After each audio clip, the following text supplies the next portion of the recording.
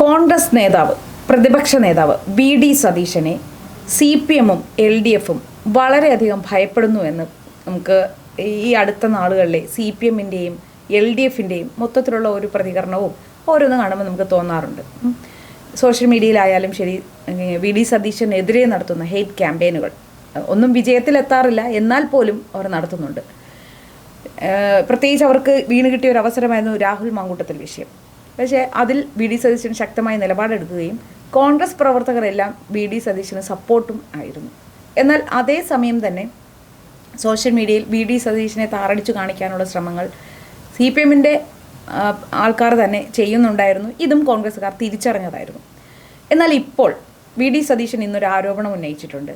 AKG സെൻറ്ററിൽ നിന്നും VD. സതീശനെതിരെ ദിവസേന ഒരു 10 കാർഡെങ്കിലും ഈ ഒരു ഹെഡ് ക്യാമ്പയിൻ്റെ ഭാഗമായി പുറത്തിറക്കുന്നുണ്ട്. അതിൻ്റെ പിന്നിലൊരു മാധ്യമ പ്രവർത്തകനാണ് എന്നും വി.ഡി. സതീശൻ പറഞ്ഞിട്ടുണ്ട്.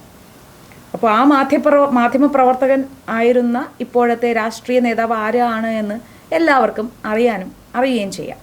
പക്ഷേ ആ മാധ്യമ പ്രവർത്തകൻ തൻ്റെ അച്ഛനോട് ഈ CPM-കാർ എന്താണ് ചെയ്തത് എന്നും ആ സമയത്ത് അദ്ദേഹത്തിൻ്റെ അച്ഛനെ ചേർത്ത് നിർത്തിയവരാണ് കോൺഗ്രസും UDF-ഉം എന്ന കാര്യവും മറന്നുകൊണ്ട്, അതായത് സ്വന്തം തലമുറ നെണ്ണ തേക്കുക എന്ന് തന്നെ പറയും ഈ ചെയ്യുന്നു. എനിക്ക് തോന്നുന്നത് ഇങ്ങനെ ഒരു കോൺഗ്രസിനോട് UDF-നൊന്നും ഒരു ബാധ്യതയോ ഒരു കടപ്പാടോ ഇല്ലാത്തൊരു CPM-കാരൻ പോലും ചെയ്യാത്ത തരത്തിലുള്ള രീതിയിലാണ് MP നികേഷ് കുമാർ ഈ രാഷ്ട്രീയ പ്രവേശനത്തിലൂടെ കോൺഗ്രസിനെതിരെ ചെയ്തുകൊണ്ടിരിക്കുന്നത്. ഇത് എത്രത്തോളം നീതിയുക്തമാണ് എന്ന് തോന്നുന്നു? ഇല്ലേ ചേച്ചി, ഇതിൻ്റെ അകത്ത് നീതിയുക്തം എന്നൊന്നും പറയാനാകില്ല. കാര്യം ഇന്ന് വി.ഡി. സതീശൻ പറഞ്ഞതാണ്, AKG സെൻറ്ററിൽ നിന്ന് എനിക്കെതിരെ ദിവസം 10 കാർഡുകൾ പുറത്തിറക്കുന്നുണ്ട്. സ്വാഭാവികമായും നമുക്കറിയാം ഇപ്പോൾ സോഷ്യൽ മീഡിയ കൺട്രോൾ ചെയ്യുന്നത് MP നികേഷ് കുമാറാണ്. അപ്പം നികേഷ് കുമാറാണത് ചെയ്യുന്നത്. എന്താണ് ഈ തെരഞ്ഞെടുപ്പെല്ലാം കഴിയുമ്പോൾ സത്യസന്ധമായിട്ടുള്ള ഒരു ഒറിജിനൽ കാർഡ് പുറത്തിറങ്ങും എന്ന് പറയുന്നുണ്ട്. അത് എന്താണ് മാധ്യമപ്രവർത്തകരടക്കം പറയുന്ന ഒരു ഒളിയമ്പാണ് നികേഷിനോട് വി.ഡി. സതീശൻ പറഞ്ഞതെന്നാണ്. നമുക്കറിയാം MP രാഘവനെ മറന്നിട്ടാണ് നികേഷ് കുമാർ LDF-നെ പിന്തുണയ്ക്കുന്നത്. ഇത് നമ്മൾ പറയുന്നതല്ല. എന്താണ് MP രാഘവനെ മറന്നിട്ട് അല്ലെങ്കിൽ അച്ഛനെ മറന്നാണ് മകൻ പോകുന്നത് എന്ന് നേതാക്കളടക്കം പറഞ്ഞ കാര്യമാണ്. റിപ്പോർട്ടറിലായി നികേഷ് ഉണ്ടായിരുന്ന സമയത്ത് ചർച്ചകളിൽ ഈ പറയുന്ന പോലെ K. സുധാകരൻ ചോദിച്ചിട്ടുണ്ട്, നിങ്ങളുടെ അച്ഛന് എന്താണ് ഈ ധാർഷ്ട്യമൊക്കെ ശരിയാണോ എന്ന് ചോദിക്കുമ്പോൾ K. സുധാകരൻ പറഞ്ഞിട്ടുണ്ട്, നിങ്ങളുടെ അച്ഛനെ ഒപ്പം നിർത്തിയ ആളല്ലേ ഞാൻ എന്താണെന്ന് നികേഷിന് അറിയില്ല എന്ന് ചോദിച്ചിട്ടുണ്ട്. രമേശ് ചെന്നിത്തല ചോദിച്ചിട്ടുണ്ട്. എന്താണ് അനിൽ ആന്റണി പാർട്ടി വിട്ടു പോയപ്പോൾ ആന്റണിയുടെ മകൻ അപ്പോൾ ചോദിച്ചു, MP നികേഷ് കുമാറിന് അത് പറയാനുള്ള എന്തിതാണുള്ളത്, MP രാഘവൻ ആർക്കൊപ്പമായിരുന്നു എന്ന് അറിയില്ലേ എന്ന് ചോദിച്ചു. പിന്നെ രാഷ്ട്രീയം എന്ന് പറയുന്നത് ഓരോരുത്തരുടെ വ്യക്തി സ്വാതന്ത്ര്യം. ആർക്കൊപ്പമായിരുന്നു എന്നതിലുപരി ഏതൊരു സാഹചര്യത്തിലായിരുന്നു UDF ചേർത്ത് നിർത്തിയത്, കോൺഗ്രസ് ചേർത്ത് നിർത്തിയത് എന്നത് ഇദ്ദേഹം മറക്കാൻ പാടില്ലാത്തതാണ്. ഏതവസ്ഥയിലേക്കാണ് MP രാഘവൻ എന്ന നേതാവിനെ CPM-കാർ DYFI-കാർ ഏത് രീതിയിലാണ് കൈകാര്യം ചെയ്തത് എന്നുള്ളത് ഈ നികേഷ് കുമാർ മറന്നുപോയാലും കേരളത്തിലെ ജനങ്ങൾ മറന്നിട്ടില്ല. നികേഷ് കുമാർ മറന്നതായിരിക്കില്ല, മറന്നു നടിക്കുന്നതാകാം. സ്വാർത്ഥ ലാഭങ്ങൾക്ക് വേണ്ടി അതെല്ലാം മറന്നതായി നടിക്കുന്നതായിരിക്കാം. തീർച്ചയായും അങ്ങനെ ആകാനാണ് സാധ്യത. ഇപ്പോൾ എന്താണ് വി.ഡി. സതീശൻ ഒരു തലവേദനയാണ് LDF-നെ സംബന്ധിച്ചിടത്തോളം. പക്ഷേ വി.ഡി. സതീശൻ പ്രതിപക്ഷ ബഹുമാനം നിലനിർത്തിക്കൊണ്ട് സംസാരിക്കുന്ന ഒരു വ്യക്തിയാണ്. സഭയിൽ പോലും തെറ്റായ ഒരു പരാമർശം ഉന്നയിച്ച സമയത്ത് അല്ലെങ്കിൽ തെറ്റായ പൊളിറ്റിക്കലി ഇൻകറക്റ്റ് ആയിട്ടുള്ള സ്റ്റേറ്റ്മെൻറ്റ് പറയുമ്പോൾ അടുത്ത ദിവസം അത് തെറ്റായിരുന്നു എന്ന് തുറന്ന് സമ്മതിച്ച വ്യക്തിയാണ്. തൻ്റെ ഭാഗത്തു നിന്ന് വരുന്ന തെറ്റുകൾ ഏറ്റുപറയുന്നതിൽ യാതൊരു മടിയുമില്ലാത്ത അത്തരത്തിൽ പല കാര്യങ്ങളിലും മാതൃകാപരമായൊരു നേതാവാണ് വി.ഡി. സതീശൻ. പക്ഷേ മുന്നോട്ട് വയ്ക്കുന്ന ആശയങ്ങൾ, നിലപാടുകൾ, ഉയർത്തിപ്പിടിക്കുന്ന രാഷ്ട്രീയം എന്ന് പറയുന്നത് എന്താണ്, ശക്തിയുക്തമാണ്. അതിൻ്റെ അകത്ത് യാതൊരു സംശയവുമില്ല. അത് LDF-നെ, പിണറായി വിജയനെ, CPM-നെ, CPI-യൊക്കെ ഭയപ്പെടുത്തുന്നുണ്ട് എന്നുള്ള യാതൊരു തർക്കവുമില്ല. കാര്യം നമുക്കറിയാം, ചേച്ചി പറഞ്ഞ പോലെ രാഹുൽ മാങ്കൂട്ടത്തിൻ്റെ വിഷയം. രാഹുൽ മാങ്കൂട്ടത്തിൽ, ഷാഫി പറമ്പിൽ ഇവരെയൊക്കെ ഉയർത്തിക്കൊണ്ട് വന്നത് അല്ലെങ്കിൽ ഭയങ്കരമായി വളർത്തിയെടുത്തത് വി.ഡി. സതീശനാണ്. അതുകൊണ്ട് അന്ന് ഈ CPM ഹാൻഡിലുകൾ മുഴുവൻ പറഞ്ഞത് എന്താണ്, വി.ഡി. സതീശൻ എന്ത് നിലപാടെടുക്കും, തള്ളുമോ കൊള്ളുമോ.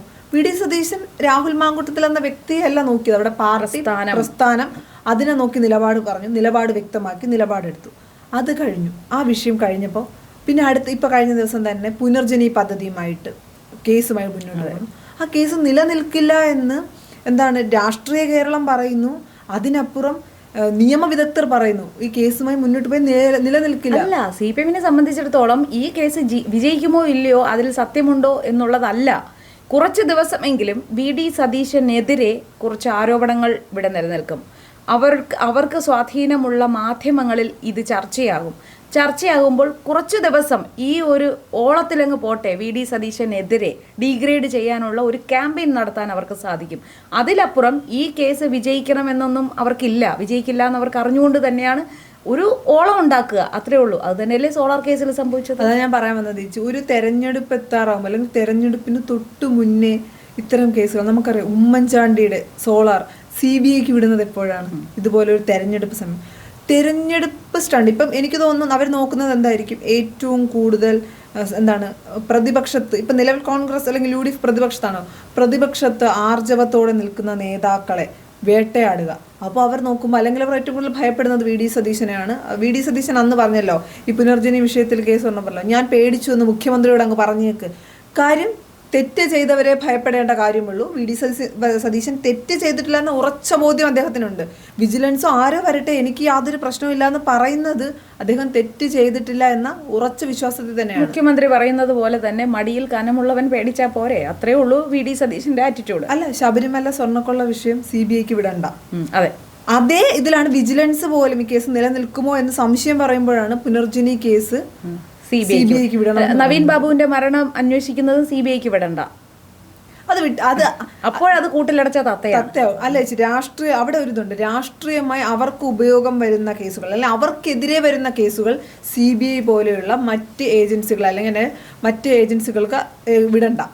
മറിച്ച് പ്രതിപക്ഷത്തിനെ വെട്ടിലാക്കാൻ അല്ലെങ്കിൽ വെറും രാഷ്ട്രീയ പകപോക്കലിന് CBI പോലുള്ള ഏജൻസികളെ കൂട്ടുപിടിക്കുന്ന ഒരു തരത്തിലേക്ക് കേരള സർക്കാർ മാറിക്കഴിഞ്ഞു, കേരളത്തിന്റെ ഗവൺമെന്റ് മാറിക്കഴിഞ്ഞു. അതല്ല, ഇപ്പൊ എന്താ അറിയാമോ, CBI അന്വേഷിക്കുമ്പോൾ പോലും VD സതീശൻ തെറ്റുകാരനാണെന്ന് തെളിയില്ലായിരിക്കാം. ഈ ഒരു ബോധ്യം അവർക്കുണ്ട്. എന്നാൽ പോലും VD സതീശനെതിരെ CBI അന്വേഷണം എന്ന് അവരുടെ പ്രിയപ്പെട്ട ചാനലുകളിൽ ബ്രേക്കിംഗ് കാർഡ് കാണിക്കണം.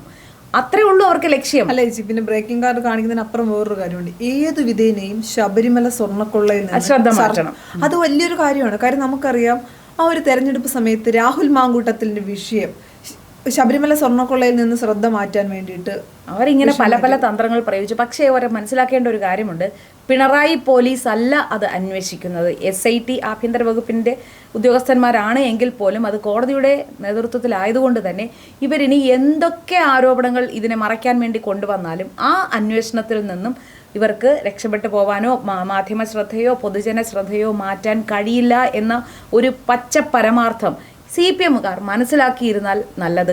കൂടുതൽ സ്വയം നാറാതെ അവർക്ക് ഈ അന്വേഷണത്തെ മാത്രം നേരിട്ട് പോകാവുന്നതേ ഉള്ളൂ. പിന്നെ ഇന്ന് ഈ പറയുന്ന പോലെ VD സതീശൻ ഒരു കാര്യം പറഞ്ഞിട്ടുണ്ട്. വയനാട് ദുരന്തവുമായി ബന്ധപ്പെട്ട് VD സതീശൻ പൈസ പറ്റിച്ചു അല്ലെങ്കിൽ പൈസ തട്ടിയെടുത്തു എന്നാണ് കാർഡിൽ പറയുന്നത്. ആ ഒരു കാര്യം കൂടി പരാമർശിച്ചിട്ടുണ്ട്. 400 വീടാണ് വയനാട് പുനരധിവാസത്തിന് വേണ്ടത്. 400 വീട്. അതിൻ്റെ അകത്ത് 100 വീട് രാഹുൽ ഗാന്ധി പറഞ്ഞിട്ട് കർണാടക ഗവൺമെന്റ് അത് ഓൾറെഡി പണി കഴിഞ്ഞു. പിന്നെ 100 വീട് ലീഗാണ് കൊടുത്തിരിക്കുന്നത്. ലീഗ് വസ്തു ഏറ്റെടുത്ത് പണി തുടങ്ങി കഴിഞ്ഞു. അപ്പോൾ 200 വീടായി. ഇനി കോൺഗ്രസിന് ഒരു 100 വീടുണ്ട്. അതാണ് ഭൂമി ഏറ്റെടുക്കാൻ സർക്കാർ എടുത്ത സമയം എന്ന് പറയുന്നത് 1 വർഷമാണ്. കോൺഗ്രസ് പാർട്ടി അത് 3 മാസമായിട്ടാണ്. ഇപ്പോൾ സതീശൻ വ്യക്തമായി പറഞ്ഞിട്ടുണ്ട്, അടുത്ത ആഴ്ച അല്ലെങ്കിൽ അടുത്ത ഒരാഴ്ചയ്ക്കകം തന്നെ ഭൂമി ഏറ്റെടുക്കുന്ന കാര്യങ്ങൾ നടക്കും, എല്ലാ കാര്യങ്ങളും നടക്കുമെന്ന് പറയുന്നുണ്ട്. അപ്പോൾ 200 വീട് നിലവിൽ 400 വീടിൽ 200 എണ്ണം കോൺഗ്രസ് കൊടുത്ത് അല്ലെങ്കിൽ UDF കൊടുത്തു കഴിഞ്ഞു, അല്ലെങ്കിൽ പണി നടക്കുന്നു. ഇനിയുള്ളത് 200 അത് 100 എണ്ണം കോൺഗ്രസ് കൊടുക്കുമെന്ന് പറഞ്ഞിട്ടുണ്ട്. പിന്നെയുള്ള 100 എണ്ണമാണ്. അത് ഈ പറയുന്ന പോലെ നമുക്കറിയാം ഒരുപാട് പേർ സഹായിക്കുമല്ലോ, സ്വാഭാവികമായും പാർട്ടിക്ക് അതീതമായി സെലിബ്രേറ്റ് അങ്ങനെ കിട്ടാവുന്ന പൈസയുള്ളൂ, അതിൽ 100 വീട് വെക്കാൻ കഴിയും. അപ്പോൾ പിന്നെ കേരള സർക്കാരിന് കിട്ടിയ ഫണ്ട് അവർ എന്താണ് ചെയ്യാൻ ഉദ്ദേശിക്കുന്നത്? റെന്റ് പോലും അവർ കൃത്യമായി കൊടുക്കുന്നില്ല എന്ന് സതീശൻ പറയുന്നു. കഴിഞ്ഞ ദിവസം അതിന്റെ പ്രതിഷേധങ്ങൾ ഉണ്ടായിരുന്നു. അപ്പോൾ പിന്നെ എന്താണ് വയനാടിന് വേണ്ടി ചെയ്തത്? ഈ കാർഡ് AKG സെന്ററിൽ നിന്ന് അടിക്കുമ്പോൾ അതിപ്പോൾ MV നികേഷ് കുമാർ ആണെങ്കിലും മറ്റാരാണെങ്കിലും തങ്ങൾക്ക് തിരിഞ്ഞു കൊത്തുമോ എന്ന് ചിന്തിച്ചിട്ട് വേണം ഓരോ കാർഡും അടിച്ചുവിടാൻ. അത്തരം ദീർഘവീക്ഷണമൊന്നും ഇല്ലാത്തൊരു പാർട്ടി തന്നെയാണ് CPM. അപ്പോഴത്തെ കാര്യം നടക്കുക, നാളെ അത് എന്താവും എന്നുള്ളത് അപ്പോൾ അവർ അതിൻ്റെ അടുത്ത ഉടായ്പുമായിട്ട് ഇറങ്ങിക്കോളും.